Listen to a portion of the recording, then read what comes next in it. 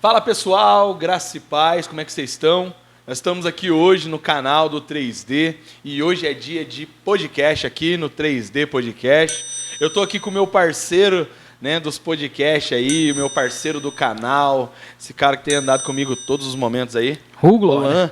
E aí, Lan, como é que você tá? Tudo jóia? Jóia, graças a Deus. E aí, galera, graça e paz, firme, como é que vocês estão? Tudo certo?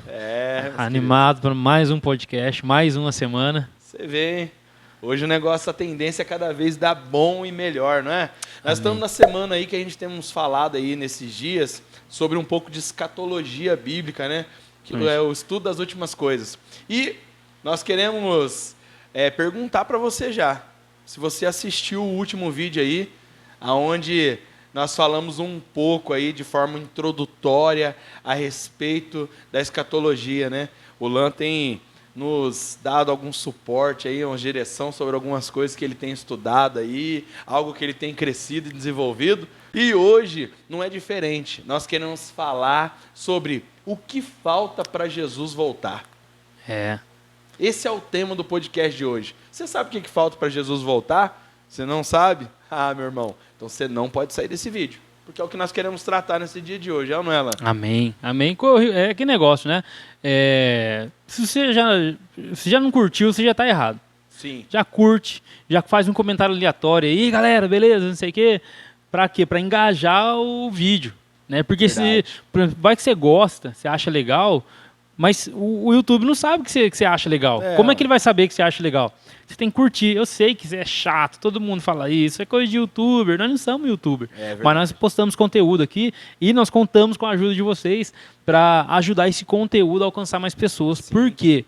Porque nós entendemos que aquilo que o Senhor confiou no ministério de ensino que nós carregamos é saudável para o corpo de Cristo.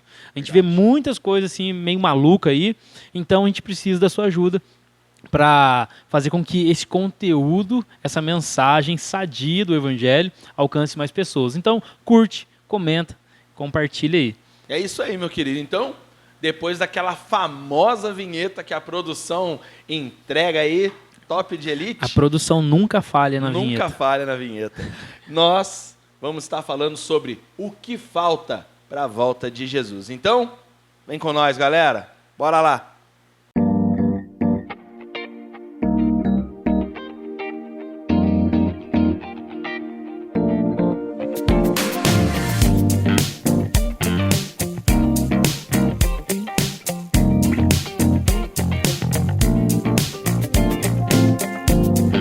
Então, aqui estamos nós para falar sobre esse assunto.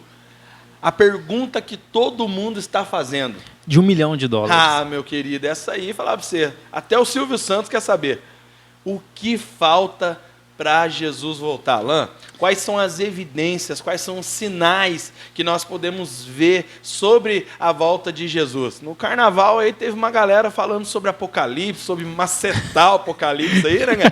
Então, assim, quando vem essa ideia à tona, a galera começa a se perguntar, né? As pessoas começam a se perguntar, e aí, será que a volta de Jesus está mais próxima? Será que as guerras, essas coisas que estão acontecendo são evidências e sinais? Escatologicamente falando, a respeito da volta de Jesus. E aí, Lan, o que você diz pra gente aí, meu querido? É o seguinte, eu gravei um story ontem, ou antes de ontem, divulgando, né, o último vídeo que nós fizemos e tal, e nós começamos a gravar isso, sobre esse tema antes mesmo de toda esse forfé acontecer, né?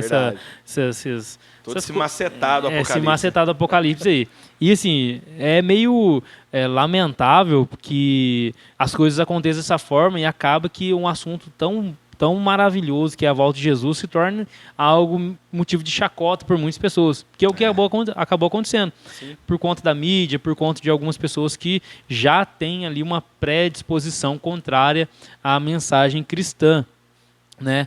Então, assim, uma das coisas que foi falado nesses dias, né, só começando por esse ponto aí, antes da gente responder a pergunta central,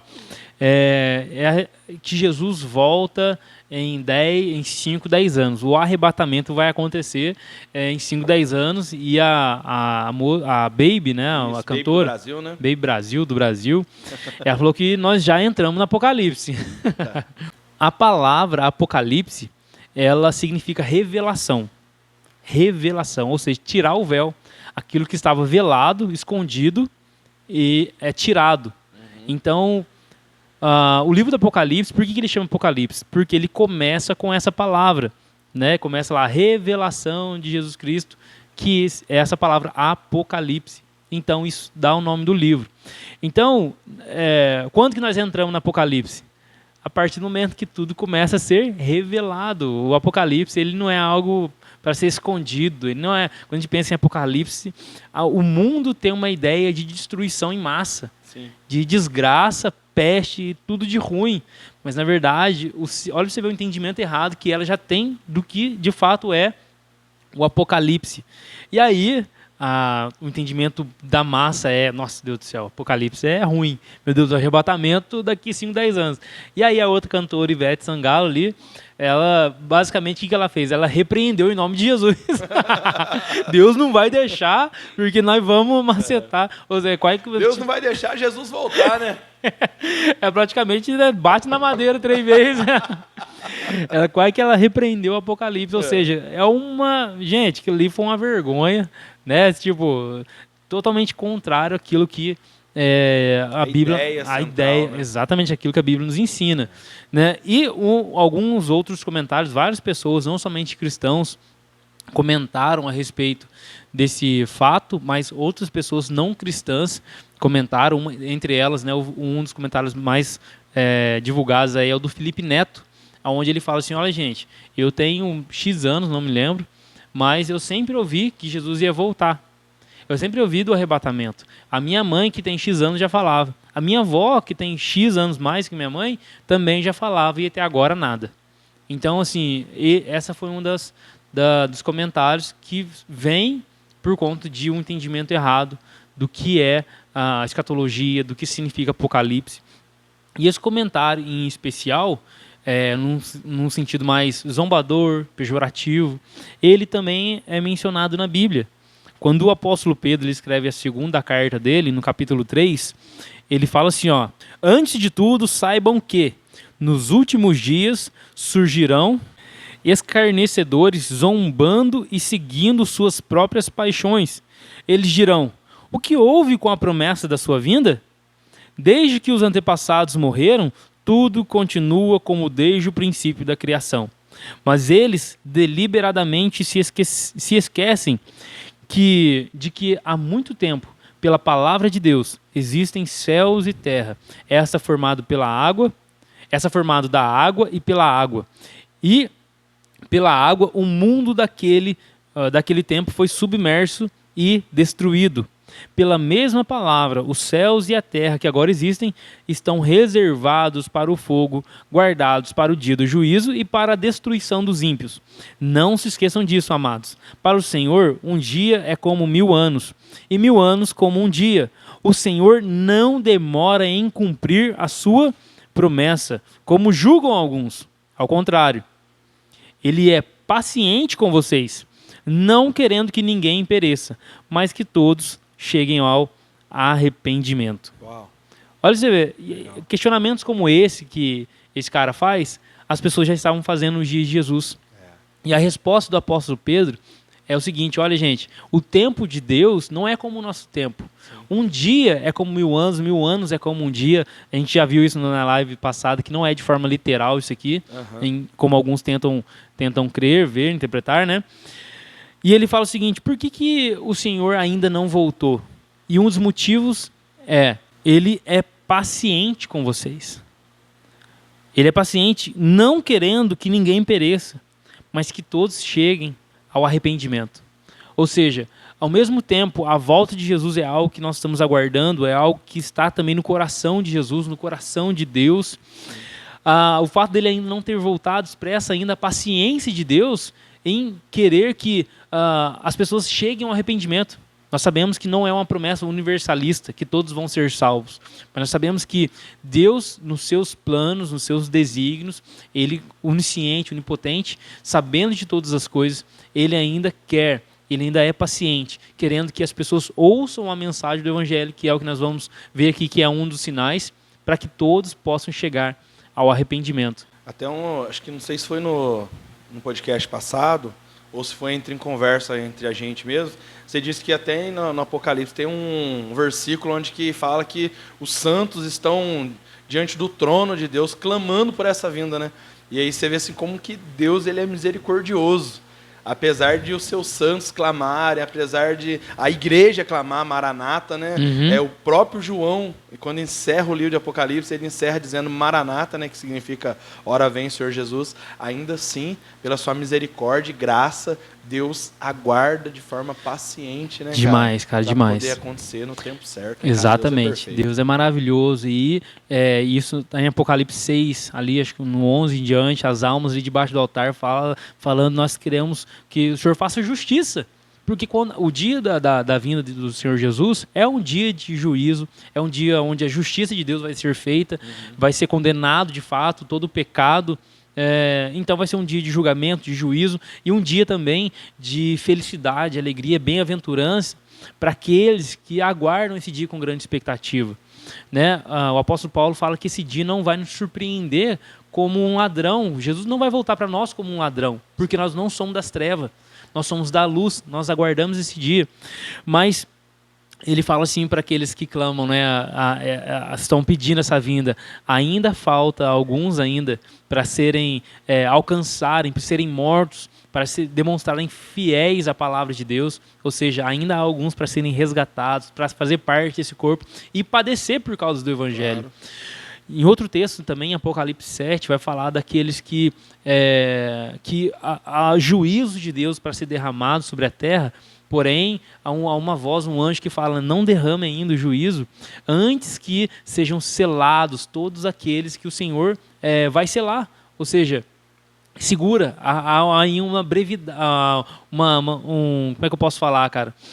Um abreviamento desse tempo em relação à promessa de Deus, ainda a esse desejo de Deus de alcançar os pecadores, né, cara? Como se o sol não tivesse mais dando a sua luz, as nuvens tivessem pronto para chover, só que ainda está segurando ainda. Exatamente, né, cara. O tempo certo dessa chuva cair, né? Tem um outro texto de Atos 3 também que fala que os céus estão retendo ele até o tempo da restauração de todas as coisas, né? Cara, assim, a gente vê vários textos na Bíblia que mostram a paciência, a misericórdia de Deus em Apocalipse, que muitos pensam que é um livro de juízo, também. Sim. Porém ele vai falar assim, quando derrama ali toca as trombetas, acontece ali algumas pragas e tal, vai falar assim que 1/3 da terra foi destruído, um quarto, 1/3. O que significa isso?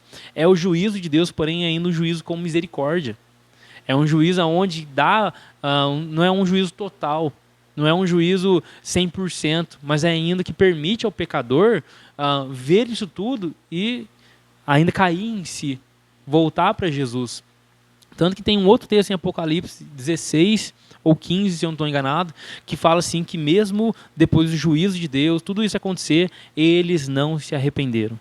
Ou seja, haverá alguns ainda que mesmo vendo toda essa paciência e misericórdia de Deus, em vez de se voltar para Ele e se quebrantar de fato, vão blasfemar, não vão se arrepender, muito pelo contrário, vão endurecer o seu coração contra Deus. Eu vejo assim que às vezes as pessoas têm muito medo do Apocalipse, né? Quando eu era criança, da Bíblia em si, eles falavam, não pode ler a Bíblia, senão você fica louco, não sei o que, não sei o que lá, tinha aquele papo furado, né?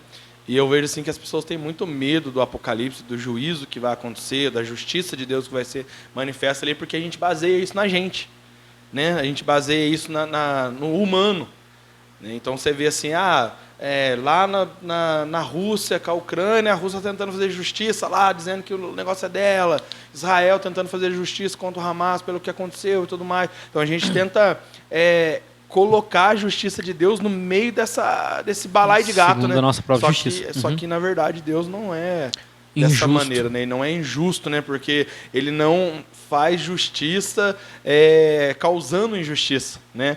Ele faz justiça dentro do justo que ele é, né? Exatamente. Essa é a diferença. E a justiça de Deus é perfeita, claro, né, cara? Então é nesse ponto, só pra gente começar aqui, né?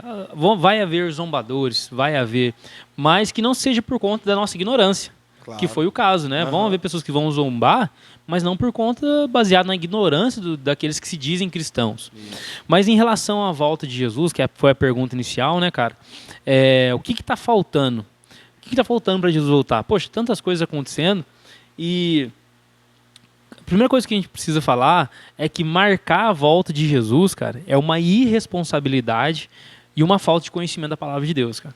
Pessoas vão ler, e se eu falar aqui que Jesus vai voltar em tal data, eu vou estar sendo, no mínimo, irresponsável. No mínimo, irresponsável, porque Jesus não dá essa data. A Bíblia não dá essa data. Geralmente quem faz isso é pessoas que têm uma teologia ou uma escatologia voltado muito para Israel, muito para os judeus, geralmente aquela escatologia mais dispensacionalista, que é o que nós comentamos na live passada. Se tiver dúvida do que é o dispensacionalismo, você vai lá ver, a gente passou bem por cima, mas está muito ligado nisso aí, e aí eles começam a fazer cálculos em cima de calendários baseados em Israel. Então, por exemplo, alguns vão falar, eu já vi, né? Inclusive ontem estava vendo um vídeo e não era intuitivo, não era proposital, mas caiu num vídeo onde um pastor, ele fala exatamente isso. Foi sem querer. Foi sem querer, querendo. Falei, poxa, eu vou ter que falar isso amanhã lá na coisa. Tá fresquinho aqui. Aonde eles vão marcar a data da volta de Jesus. Né? Por exemplo, tem um pastor que ele fala que quando tem uma guerra que aconteceu em Israel no ano 67, na década de 60, né? 1967, que foi conhecido como a Guerra dos 6 Dias. Sim.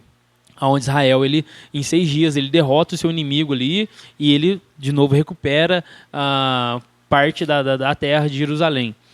E esses que têm essa escatologia falam que, a partir dessa data de 67, na próxima geração já seria a segunda vinda de Jesus, a volta de Jesus. E eles contam como essa geração como sendo 100 anos.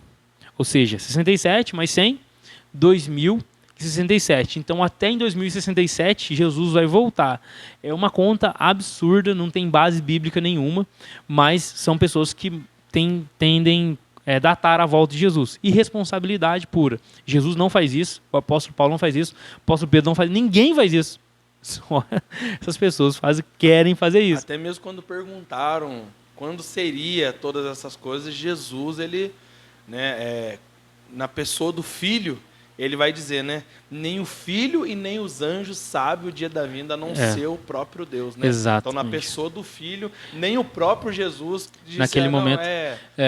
Segunda-feira que vai ser, às 4 horas. Né, depois, vamos pegar às 4 horas, já deu tempo de almoçar, tomar café, senão tá tranquilinho. Aproveita. Entendeu? Então, eu creio que o Filho ali, na sua encarnação, não sabia. Eu acredito que, lógico que hoje Jesus sendo glorificado, o estado da majestade, eu acredito que ele saiba. Né? E uma inferência, é uma crença, mas de fato Jesus, ele mesmo diz, né? Em Mateus 24, depois nós vamos ver alguns textos aqui, ele fala, olha, nem o filho sabe, nem somente o pai, nem os anjos sabem.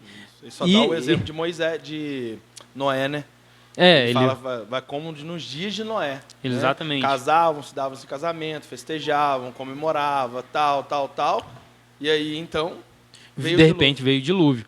Exatamente. Só que Jesus, ele deixa claro isso. Lá em Mateus 24, né, que é o texto que nós estamos falando aqui, os discípulos perguntam para ele, né, Mateus 24, do 1 ao 4, eles estavam passando em frente ao templo ali, e aí, de repente, os discípulos, nossa, que templo bonito, olha só, né? E Lucas 21 também vai falar a mesma passagem ali, são passagens correlatas.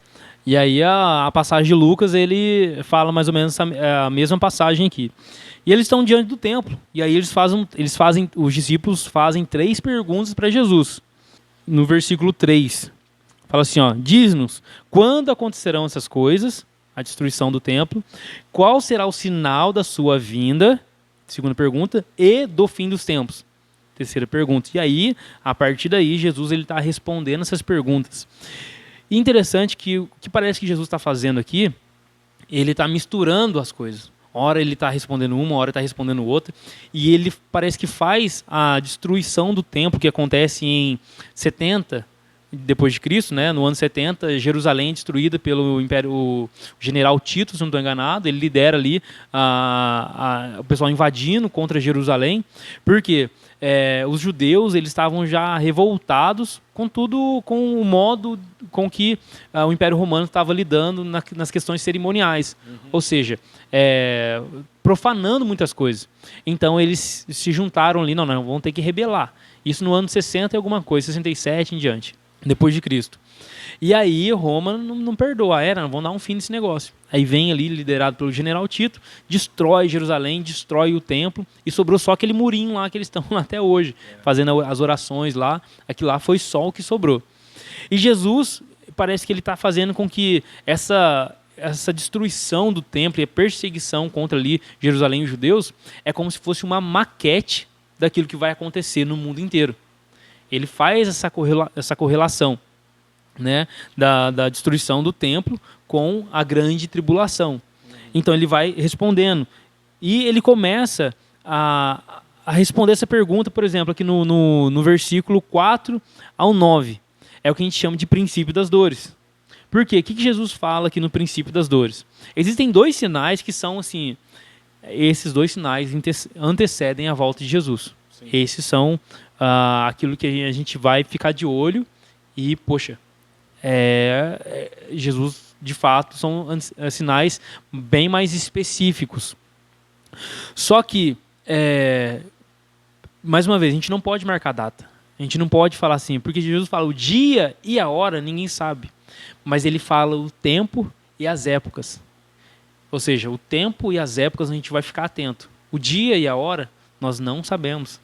Então, do Mateus 24, do 4 ao 9, Jesus, o que ele está falando para os discípulos, respondendo as perguntas dele? Cuidado que ninguém vos engane, pois muitos virão em meu nome, dizendo eu sou o Cristo, enganarão a muitos, vocês ouvirão falar de guerras, rumores de guerras, mas não tenham medo, é necessário que tais coisas aconteçam, mas ainda não é o fim, ou seja, vai ter guerra, rumor de guerra, mas ainda não é o fim. Nação se levantará contra nação, reino contra reino, haverá fomes, terremotos em vários lugares. Ou seja, guerras, rumores de guerras, têm acontecido desde que o mundo é mundo. Sim. Isso vem acontecendo. É aquilo que o próprio Jesus vai falar como se fosse uma dor de parto, e o Paulo vai usar isso também. Ou seja, isso vai acontecendo com mais frequência.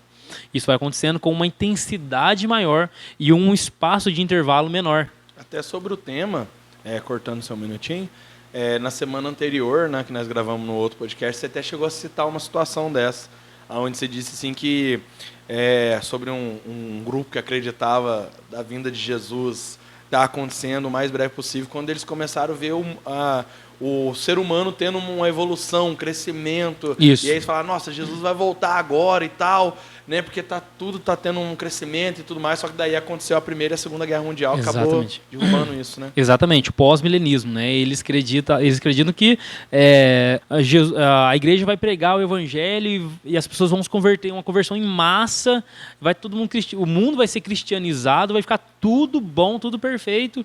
E depois disso tudo, que é essa era dourada, né, que o mundo fica maravilhoso, aí Jesus volta, né? Aí aconteceu o século XX, Primeira e Segunda Guerra, não pode ficar tudo bom, né? O ser humano desenvolveu, a ciência evoluiu, mas ela evoluiu, mas aí eles perceberam que a evolução da ciência, o desenvolvimento do ser humano aconteceu em prol da maldade do próprio ser humano. Entende? Então, assim, é meio desuso hoje. Hoje em dia é difícil já achar pessoas que acreditam nisso, mas tem. Só e aí Jesus fala, vai ter terremoto, vai ter tudo isso. E aí no versículo 8, tudo isso será o início das dores. Ou seja, não é o fim. Né? É algo que vai acontecer e acontece desde que o mundo é mundo, desde o primeiro século, mas conforme vai chegando os últimos dias, guerras acontecendo com mais frequência, terremotos, pestes, tudo isso com mais frequência é como se a Terra mesmo estivesse entrando em convulsão, né, cara? A Terra está pedindo socorro. Isso até o versículo 9, né? Então, engano, tudo isso. Do versículo 10 em diante, já começa já uns sinais que eu acredito ser um pouco mais específicos. Jesus fala assim, ó, naquele tempo, muitos ficarão escandalizados, trairão e odiarão uns aos outros, e numerosos falsos profetas surgirão e enganarão a muitos. Ou seja, ele começa a falar de traição, falsos profetas, e ele no versículo 12 ele diz: devido ao aumento da maldade, o amor de muitos se esfriará, mas aquele que perseverar até o fim será salvo. E este evangelho do reino será pregado em todo o mundo como testemunho a todas as nações. E então virá o fim. E Jesus ele deixa claro aqui, ó, resumindo assim, o que ele fala. Vai ter pessoas enganando muitas pessoas, falsos profetas, aumento da maldade, o amor de muitos vai se esfriar. O que ele está falando? Apostasia. Apostasia geral. Pessoas abandonando a fé, pessoas seguindo outras profissão de fé, abandonando a fé genuína, assumindo uma fé falsa, ou nem assumindo nenhuma fé, abdicando mesmo. Não, eu não creio em nada, não, eu não creio nem em mim, Deus não existe. Cara, tem pessoas que têm uma experiência com Deus, vivem uma experiência de igreja, mas depois abandona. Vai viver uma vida totalmente cética diante de Deus, de descrença, descrer da palavra de Deus. Ela começa a crer só na questão da inteligência humana, a apostasia. E o segundo, Jesus ele fala assim: o evangelho do reino será pregado a todas as nações. Né? E aí no 22 e em diante, Jesus ele dá um salto, né? Do versículo 15 ao versículo 21, ele começa a falar da destruição do templo, que faz parte da pergunta que os discípulos perguntaram. Quando vão acontecer essas coisas? Ou seja, quando que o templo vai ser destruído? Do versículo 15 ao 21, Jesus fala: olha, quando vocês viram um sacrilégio terrível, que falou o profeta Daniel, no lugar santo, quem lhe entenda, então os que estiverem na Judéia fujam para os montes, quem estiver no telhado não desça para tirar coisa alguma. Ou seja, vocês estão lascados, ai das grávidas, né? Então ele começa a falar do evento da destruição do templo, o que parece bem claro, algo específico para eles ali, mas trazendo como algo profético que vai acontecer nos últimos dias. E no versículo 22 em diante, aí ele começa a falar da grande tribulação em si. Ele começa a falar mesmo de fato de um tempo de tribulação que vai desencadear no mundo inteiro. Sim. Não é algo local em Jerusalém, mas é algo no mundo inteiro. Então, assim, se eu fosse olhar para dois sinais específicos da volta de Jesus, claros: primeiro, a apostasia, e segundo, a manifestação do anticristo, porque um prepara o outro.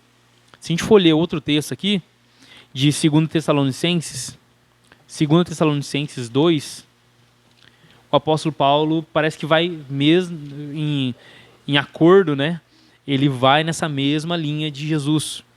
Olha o que o apóstolo Paulo fala da volta de Jesus. No versículo 2, no versículo 3 e 4. 2 Tessalonicenses, capítulo 2, versículo 3 e 4. Ele fala assim, ó. Vamos ler o 2.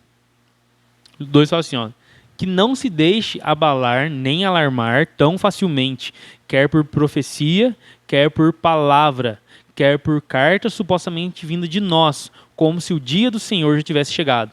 Cara, olha o que o apóstolo Paulo está falando aqui. Não se deixem alarmar nem por profecia, nem por palavra. Ou seja, o pessoal está dando profecia da volta de Jesus, está falando de... eu tive um sonho, cara. Quem que nunca sonhou que Jesus estava voltando? Claro. Todos nós sonhamos e acordou já desesperado. Né? Eu já tive alguns sonhos desses. Eu sonhei sendo arrebatado. Olha pra você ver, cara. Então, assim, só que qual que é o problema? As pessoas têm sonhos como esse, elas saem falando, dando data.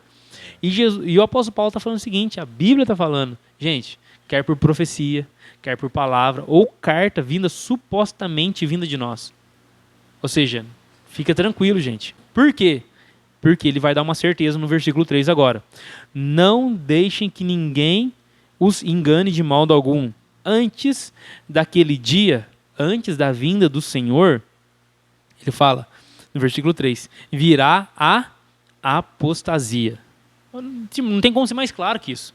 Antes daquele dia, vai vir uma apostasia. E ele fala mais. E então será revelado o homem do pecado. Ou seja, 2 sinais claros que o apóstolo Paulo deixa para nós. Né? E aí você se pergunta, nós estamos vivendo tempos de apostasia? A mídia tem mostrado o que tem de mais sujo na igreja. Né? Esse lance do culto online, da transmissão de culto, é uma bênção porque permitiu um alcance maior da pregação do evangelho, porém revelou uma sujeira que já estava acontecendo nas igrejas. Não começou ali, só revelou o que já estava acontecendo. Pessoas abandonando a fé, pessoas cristãs abandonando para seguir carreiras seculares, não no sentido de, eu vou cantar música que não necessariamente fala de Deus. Não, abandonando e cantar aquilo que frontalmente desafia a moral cristã, as leis de Deus. Então, o abandono da fé, a apostasia, nós estamos vivendo tempos assim. A igreja, infelizmente, né, tem vivido tempos de distorção doutrinária violenta, né, crendo em coisas assim, que eu fico, meu Deus, não vai vir coisa nova, não. Aí vem uma coisa e surpreende, misericórdia. Não pode piorar, piora. Não pode piorar. Aí vem alguém e fala que a Eva teve uma relação com a serpente. No pior não é ir falar, é as outras acreditar. Misericórdia. Então, vem pessoas falando coisas absurdas. E tudo isso é um preparativo. E o apóstolo Paulo, na primeira carta dele de Timóteo, ele fala a mesma coisa. Gente, o Espírito nos diz que nos últimos dias virá a apostasia. As pessoas vão ensinar doutrinas de demônios, né? Vão enganar, vão distorcer a verdade.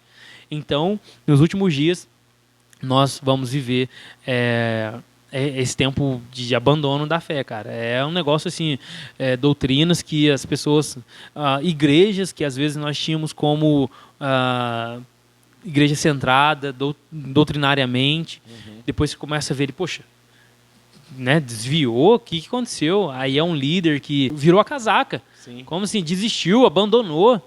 Então, assim, é o que parece que nós estamos vivendo já nesses tempos. Então, esse seria o primeiro sinal aí da volta de Cristo? Nós podemos falar isso ou não? Por exemplo, quando a Bíblia, a Bíblia vai falar de guerras e rumores de guerras, elas servem como um alerta para a igreja.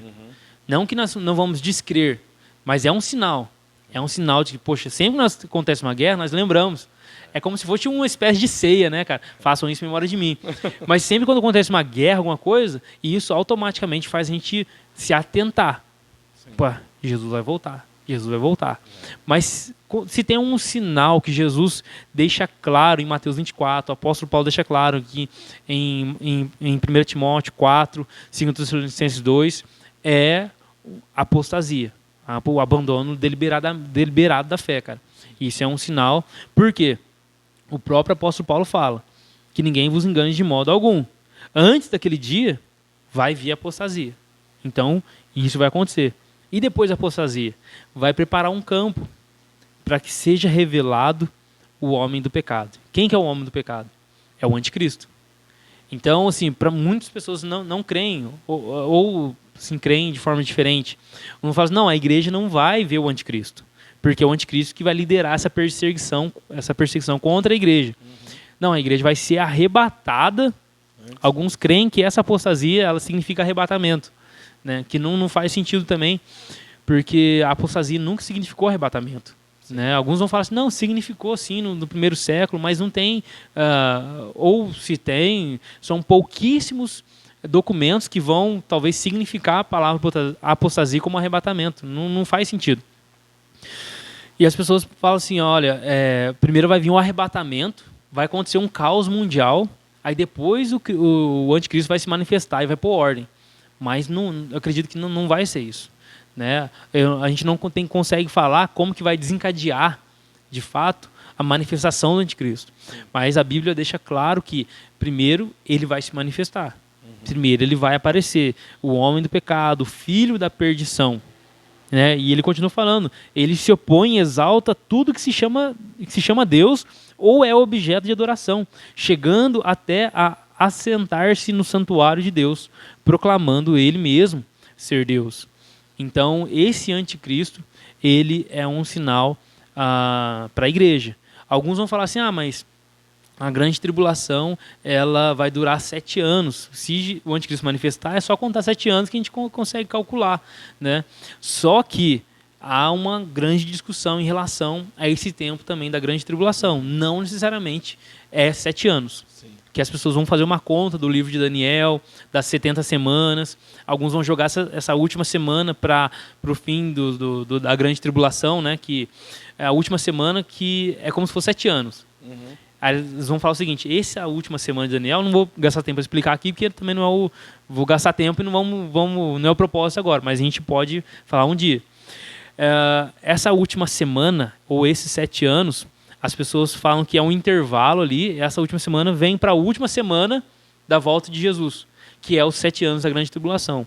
Mas não necessariamente. Não necessariamente. Há outras interpretações e de que a tribulação não necessariamente vai ser 7 anos.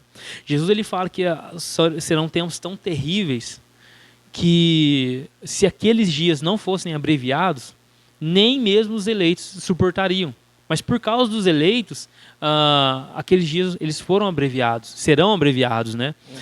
Então, assim, essas são 2 sinais que, na minha opinião, são claros em relação à volta de Jesus, cara. A volta de Jesus. Então, se eu fosse hoje falar de 2 sinais específicos da volta de Jesus, são esses. O engano, que está ligado aí com a apostasia. Uhum. Jesus ele fala, a primeira coisa que Jesus fala é interessante, né, cara? Em Mateus 24 é exatamente isso. Cuidado que ninguém vos... Vão aparecer Cristo, vão aparecer, está ali, ele está lá, não vai. Vão aparecer Cristo, Cristo. Cristo, Cristo lá, Cristo aqui, tudo quanto é jeito, mas não se engane. Não vai. E em relação à aparição do anticristo. Cara, tem várias outras coisas, né? O apóstolo João ele fala que o espírito do anticristo já está em operação. Uhum. Ou seja, o sistema que rege o mundo já é o sistema do anticristo.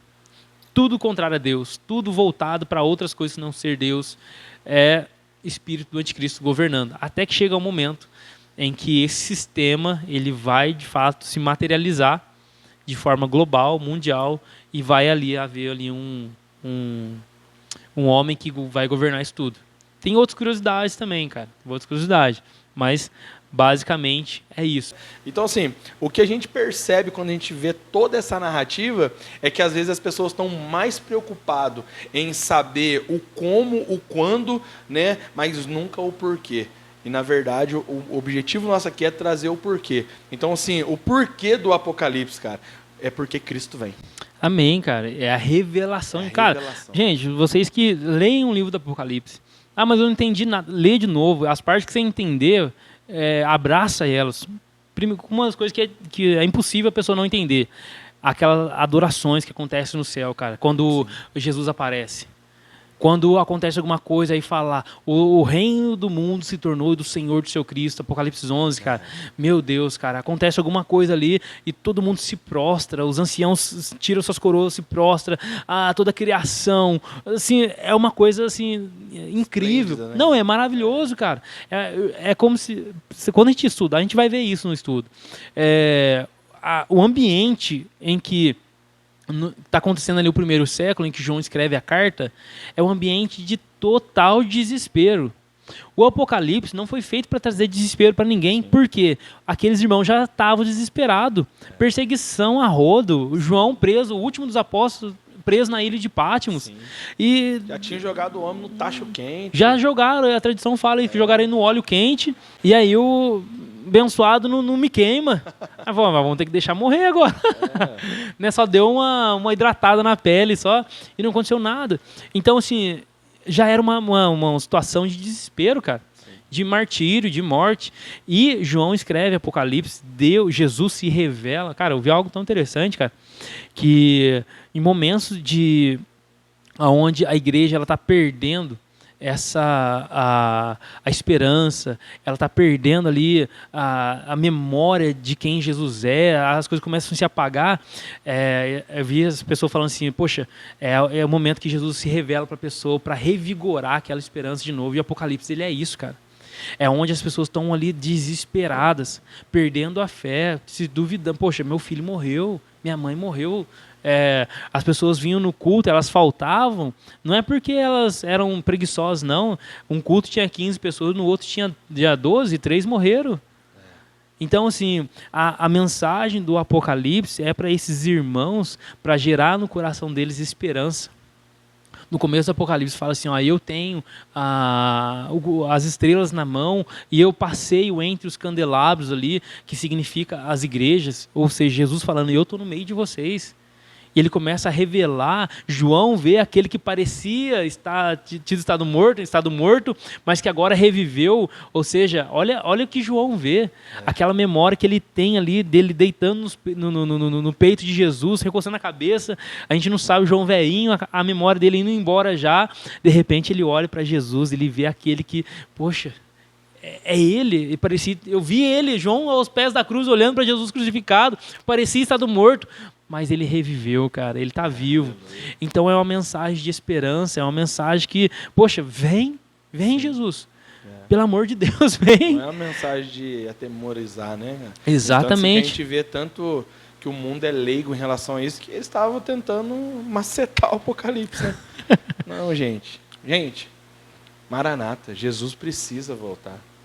O alvo nosso como cristão é que ele venha, e por isso nós estamos gastando a nossa vida, né? Porque, igual o Alan disse, é necessário que o evangelho seja pregado, é necessário que vida seja alcançada, é necessário que famílias sejam restauradas, pessoas transformadas, para que ele venha. Então, qual é o motivo dos que antecederam nós gastarem as suas vidas, né, se entregarem ao martírio, ali dentro do Coliseu, serem mortos pelos leões, cara? Para que ele viesse. Exatamente. Então, assim, o alvo de toda a revelação é Cristo precisa voltar. Você que tem medo, né, do Apocalipse, medo do retorno de Jesus, tem que repensar a sua maneira de interpretar isso. Verdade. Aí. Cara, aquele negócio que nós falamos na semana passada, João viu tudo no final e falou, vem Jesus. Eu estava ouvindo essa semana, cara, alguém dentro da tradição, né, alguns registros que mostram que João, ele não morreu lá na ilha de Patmos. Quando o Domiciano morreu, que foi o que colocou ele lá, ele saiu de lá. João voltou, o que ele fez? Ele foi pregar o evangelho, ele foi discipular pessoas. Ele continuou no trabalho, no ministério. Ele não ficou encavernado, não, agora eu vou entrar e vou esperar.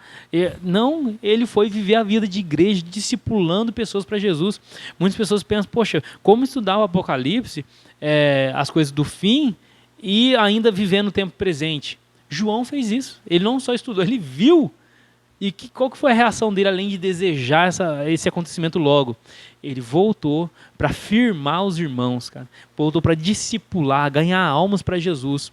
Para que aquilo que o apóstolo Pedro falou, né, esse anseio de Deus de alcançar todos os homens, para que todos se arrependam, de fato se cumpra por meio de um instrumento tão miserável que é nós, cara.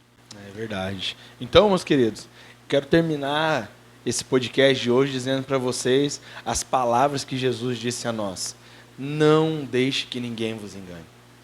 Eu sei que nos dias de hoje, com a repercussão da internet, tem muitas pessoas falando muitas coisas por aí. Mas não deixa ninguém enganar você, sabe? Tira um tempinho e gasta um pouco da sua vida lendo. Gasta um pouco da sua vida buscando conhecer, sabe? Não através de experiências alheias, mas do seu próprio relacionamento com o Senhor Jesus. Para que você possa fazer como a gente e declarar e dizer, Maranata, vem Senhor Jesus. Porque se a natureza espera com grande expectativa, né, que o Senhor venha, nós não podemos ser diferentes deles. Amém. Porque nós ainda somos conscientes, né?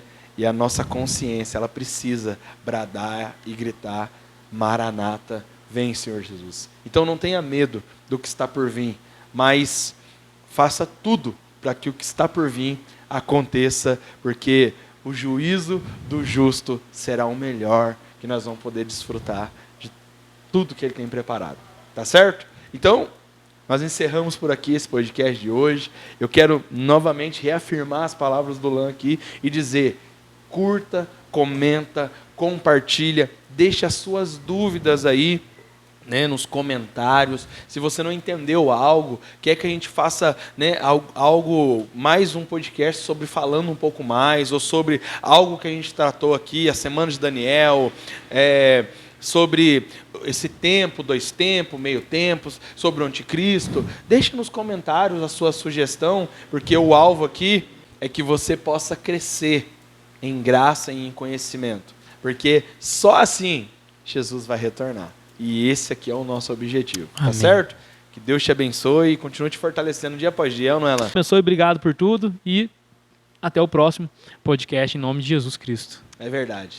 Fica com Deus e nós estamos aí aguardando esse Maranata. Vem, Senhor Jesus. Nós queremos o Senhor. Enquanto não chega, nós vamos continuar pregando o Evangelho, sim, discipulando pessoas. Fervorosamente. Amém. Apressando a vinda do nosso Senhor. Com certeza. Fica com Deus, meu querido. Deus abençoe. Tamo junto.